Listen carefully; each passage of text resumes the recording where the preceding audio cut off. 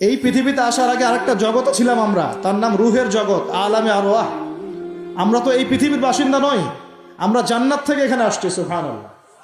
এটা তো আমাদের নোংরা জায়গা, এটা হচ্ছে আমাদের থাকার জন্যে নোংরা জায়গা। আমরা তো জান্নাত থেকে এসেছি এখানে। হাই ক্লাস থেকে লো ক্লাসে আসলে মানুষ খুশি হয়? জান্নাত হাই ক্লাস না দুনিয়া হাই ক্লাস? আমাদের পিতা মাতাকে জান্নাতে রাখা হয়েছিল, সেখান থেকে আমরা এখানে এসেছি। এখান থেকে আসি নাই?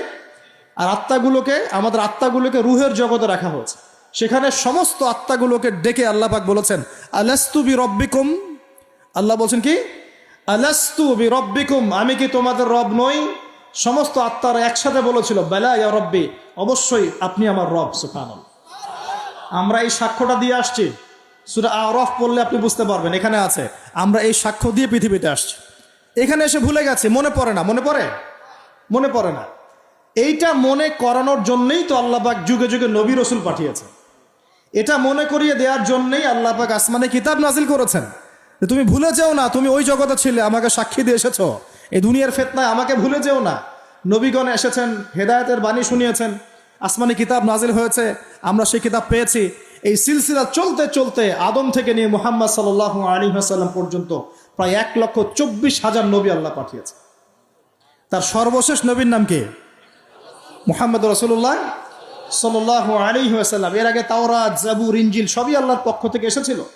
মানুষ যখন সেগুলোকে বিকৃত করেছে, আল্লাহ পাক আবার নতুন করে বিধান পাঠিয়েছে। এই সর্বশেষ বিধান কোনটা? আল কোরআন, এবং তার ব্যাখ্যা কি আছে? হাদিস। এই কোরআন হাদিস ঘাটাঘাটি করলেই আমরা পেলাম যে একটা জনপদের মানুষ যখন এমন শিরক আর কুফরে নিমজ্জিত থাকে, তখন আল্লাহর পক্ষ থেকে আযাব আসে। এখন আমরা কি সেই পাপে নাই ভাই? আপনার উপরের লেভেলের সিস্টেম থেকে শুরু করে নিয়ে একদম এই শিক্ষাক্ষেত্র বলেন, হাতের আংটি বলেন, চিন্তা চেতনা বলেন, হ্যাঁ, রাস্তাঘাটের ওই যে গণকের কথা বলেন, কবিরাজের কথা বলেন, জাদুবিদ্যার চর্চা বলেন, হ্যাঁ, ওই ভাগ্য গণকের কথাই বলেন, রাশিফলের কথাই বলেন, সব আমরা শিরকের মধ্যে লিপ্ত আছি এখন। এর পাশাপাশি আমরা কবর পূজা করছি, মাজার পূজা করছি, আমরা আল্লাহ ছাড়া অন্য কারোর জন্য জবাই করছি, মানত করছি, কসম করছি, কুরবানি করছি। কোনো কোনো জায়গায় আমরা আগুনেরও পূজা করছি, আগুনের সামনে দাঁড়িয়ে মাথা নত করছি না? আবার কোনো কোনো জায়গায়, কিছু বড় বড় জায়গায় পর্যন্ত নীরবতা পালন করা হয়। নীরবতা মানে কি?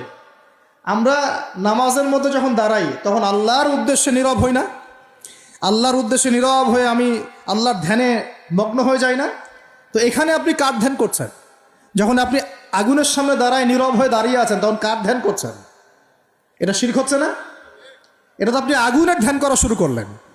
এখানে তো আপনি আল্লাহকে স্মরণ করছেন না। বুঝতে পারছেন না মনে হয়? মনে করেন একজন মানুষ মারা গেছে, লাশ, কথা, তো এই লাশটার সামনে দাঁড়িয়ে আপনি নীরবে 2 মিনিট দাঁড়িয়ে আছেন কেন? কি দরকার? এটা কি নবীর সুন্নত? আপনি নামাজে দাঁড়াবেন, নামাজে দাঁড়িয়ে আল্লাহকে স্মরণ করবেন, আল্লাহর কাছে দোয়া করবেন। আল্লাহ ছাড়া আমরা নামাজের মধ্যে নীরবতা পালন করি না? নামাজে নীরব হয়ে আল্লাহর কাছে ধ্যান করি না? মনোযোগ ধরে রাখি না? তো এখন আপনি কোথায় মেডিটেশন করছেন? এটা তো শয়তানের দিকে যাওয়ার রাস্তা খুলে দিবে আপনাকে।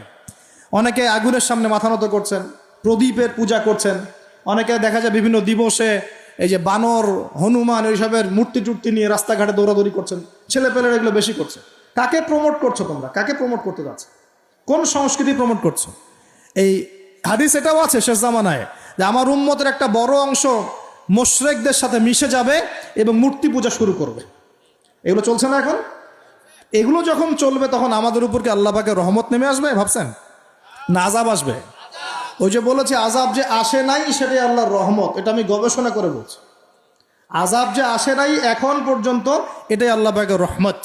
তওবা করে ফিরে না আসলে অচিরেই আল্লাহ পাকের আযাব নেমে আসবে ইনশাআল্লাহ। আল্লাহ হেফাজত করুক। তারপরে আমরা শঙ্কিত যে কখন না নেমে আসে। আল্লাহ রাব্বুল আলামিন আমাদেরকে হেফাজত করে নেবেন। এভাবে প্রতিটা ক্ষেত্রে শিরক চলছে, শিরক আর কুফর।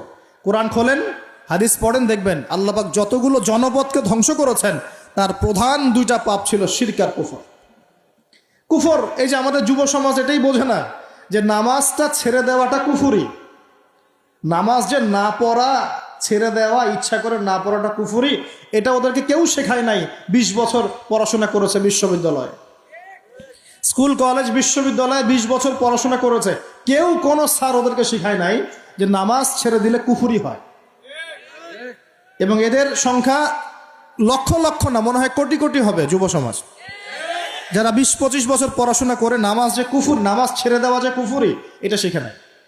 আর নবীজি বলেছেন, মান তারাকা সালাতান মুতাআম্মিদান ফাকাদ কাফারা। যে কোনো মাযহাবের ইমাম সাহেবকে জিজ্ঞাসা করে দেখেন, যে কোনো মাযহাবের আলেমকে জিজ্ঞাসা করে দেখেন, এই হাদিসটা আপনাকে শুনিয়ে দিবে। যে ব্যক্তি ইচ্ছাকৃতভাবে নিজের উপর ফরজ নামাজ ছেড়ে দিল, সে কুফুরি করলো। কি করলো? তো এই যুব সমাজকে কে শিখাবে যেটা কুফুরি? বহু ছেলে পেলে আমি তো দেখেছি ওয়াজ মাহফিল অ্যারেঞ্জ করা হয়েছে, এশার ওয়াক্ত হয়ে গেছে, সবাই নামাজে দাঁড়িয়েছে, অর্ধেকের বেশি নামাজ বাদ দিয়ে দূরে দাঁড়িয়ে হট্টগোল করছে, হই হুল্লা করছে। এখানে ওয়াজে আসছে বক্তাকে দেখার জন্য আসছে। নামাজ নাই, ওয়াজ শুনে কি করবা তুমি? নামাজ ইম্পর্টেন্ট না ওয়াজ ইম্পর্টেন্ট? নামাজ না থাকলে ইসলাম থাকে? আমি আজকে একটা হাদিস পড়ে আসছি, আস্তে আস্তে পড়তে আসছিলাম এগুলা, যে ইসলামের শেষ জামানায় ইসলামের যে বিষয়গুলো উঠে যাবে, হ্যাঁ, ইসলামের যে বিষয়গুলো উঠে যাবে তার মধ্যে অন্যতম একটা হচ্ছে আল্লাহ পাকের আইন, আল্লাহ পাকের শাসন। উঠে যায় নাই সারা বিশ্ব থেকে? আস্তে আস্তে উঠে গেছে না? আচ্ছা, এরপর বাকি থাকবে নামাজ। এরপর বাকি থাকবে কি? নামাজ। ওই নামাজ হবে সর্বশেষ ইসলামের রোকন, যেটা সর্বশেষে উঠে যাবে, নামাজও উঠে যাবে। এখন দেখেন তো সমাজের কত পার্সেন্ট মানুষ নামাজ পড়ে? কত পার্সেন্ট? একটু হিসাব করবেন, খালি মসজিদে ফজরের ওয়াক্তে আর এশার ওয়াক্তে যাওয়া আসা করে বুঝতে পারবেন যে নামাজ কত পার্সেন্ট মানুষ পড়ে, 5 ওয়াক্ত নামাজ কত পার্সেন্ট মানুষ পড়ে। তাহলে এই যে নামাজ যে শেষে উঠে যাবে, তাহলে শেষের সময় আমরা চলে আসছি না? আমরা এখন মানুষকে বিবর্তন শেখাই, অথচ আল্লাহ পাক বলেছেন যে খলাকতু বিয়াদিয়া ইয়া ইবলিস, হে ইবলিস, মা মানাআকা, তোমাকে কে নিষেধ করলো? মা মানাআকা আল্লা তাসজুদা ইয আমারতুক, তোমাকে কে বারণ করলো আদমকে সেজদা করতে, যাকে আমি সৃষ্টি করেছি? খলাকতু বিয়াদাই, আমি যাকে নিজ হাতে সৃষ্টি করেছি। তাহলে আল্লাহ পাক আমাদেরকে কিভাবে সৃষ্টি করেছেন? নিজ হাতে। এটা সম্মানের না? এটা ভালোবাসার না? আল্লাহ পাক অন্য কোনো মাখলুক সৃষ্টির ব্যাপারে বলেন নাই যে আমি অমুক মাখলুকটাকে নিজ হাতে সৃষ্টি করেছি, আসমানকে নিজ হাতে সৃষ্টি করেছি, জমিনকে নিজ হাতে সৃষ্টি করেছি, এমনটা আল্লাহ পাক কোথাও বলেন নাই। আল্লাহ পাক শুধু বলেছেন আদমকে সৃষ্টি করেছি, খলাকতু বিয়াদাই, আমি নিজ হাতে তাকে সৃষ্টি করেছি। সুবহানাল্লাহ। আল্লাহ পাক তাকে সৃষ্টি করে দুনিয়াতে পাঠিয়ে আল্লাহ পাকের খেলাফতের দায়িত্ব দিয়েছেন যে আদম তুমি দুনিয়ায় যাও, দুনিয়ায় নির্দিষ্ট সময় থাকবে, চিরস্থায়ী হতে পারবে না, আমার বিধান আমি নাজিল করব, সেগুলো যদি মেনে চলো এবং তা প্রতিষ্ঠা করো, তাহলে তুমি জমিনে আমার খেলাফতের দায়িত্ব পালন করলা। জমিনে যে আল্লাহ পাকের বিধান মেনে চলে, আল্লাহর বিধান প্রচার প্রসার ঘটায়, প্রতিষ্ঠার চেষ্টা করে, সেই আল্লাহ পাকের খলিফা। আর জমিনে যে ব্যক্তি আল্লাহর বিধান মানে না, আল্লাহর বিধানের পরোয়া করে না এবং এই বিধান দিয়ে বিচার ফয়সালা করে না, সে আল্লাহ পাকের খলিফা নয়। সহজ কথা, সে তখন কার খলিফা? সে তার প্রবৃত্তির দাসত্ব করছে, অথবা শয়তানের পূজা করছে, অথবা নিজের মন গড়া প্রবৃত্তি হাওয়া এর দাসত্ব করছে। আল্লাহ পাক আমাদের সবাইকে আল্লাহ পাকের বিধান মেনে চলার তৌফিক দান করুন। এখন ইবলিসকে আল্লাহ পাক বলছেন কেন তাকে সেজদা করলে না যাকে আমি নিজ হাতে সৃষ্টি করলাম? তা আমরা বুঝতে পারলাম আল্লাহ পাক আমাদেরকে নিজ হাতে সৃষ্টি করেছেন, আর আমরা এখন বাচ্চাদেরকে শেখাচ্ছি না, এই সৃষ্টির তত্ত্ব ভুল।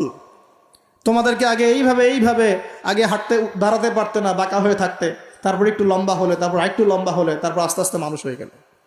আমরা এগুলো বাচ্চাদেরকে শেখাচ্ছি। কেন শেখাবো? আমার বাচ্চা তো মুসলিম, আমার বাচ্চা তো মুসলিম পরিবারের বাচ্চা, এ কি ইহুদি খ্রিস্টানের সন্তান? ওদের ওই সভ্যতার আল্লাহর সাথে কোনো সম্পর্ক নাই। তাদের সৃষ্টি তত্ত্ব বুঝতে হলে এমন বিবর্তনবাদের দরকার হয়। আমার তো দরকার নাই, কারণ আমি তো মুসলিম পরিবারের সন্তান, আমি তো আল্লাহকে বিশ্বাস করি, আমি তো জানি আল্লাহ পাক আমাকে সৃষ্টি করেছেন নিজ হাতে। আল্লাহ পাক আমাদেরকে সৃষ্টি করেছেন কি? নিজ হাতে, এবং রুহের জগৎ রেখে আমাদের কাছে ওয়াদা নিয়েছেন